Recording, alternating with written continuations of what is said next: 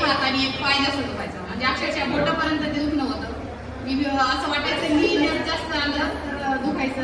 मला डॉक्टर पण बोलायचे तुम्ही मोबाईल जास्त बघता. मी म्हटलं डॉक्टर मोबाईल पण बघत नाही तरी पण त्रास आहेच तो. माझ्या पायासाठी मला डॉक्टरने सांगितलं ते प्रेग्नन्सीमध्ये एक पाय जातो, पायकांचा असतात तो प्रॉब्लेम. ते डॉक्टर बोलले होते की शेवटपर्यंत आता आपल्यासोबत राहणारे हा पाय, त्याला काही फरक होणारच नाही. मी त्यासाठी म्हणजे मी आजपर्यंत रिझल्टमध्ये सांगितलेलं नाहीये. मी सिटी स्कॅन पण केलं होतं त्याच्यासाठी, MRI पण केलेला आहे हात आणि पायासाठी.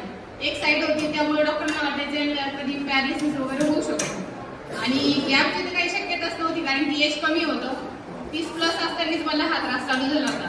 पण मी जवळपास आमचे सर 1 वर्षापासून जॉईन होते. मी काही व्यायाम करायचेच नाही, बाळ छोटं होतं त्याच्यामुळे मी फक्त कारण द्यायचे बाळा नाही म्हणून. पण जेव्हा मी चालू केले तर 15 दिवसामध्ये मला इतका छान रिझल्ट भेटला जे स्वतः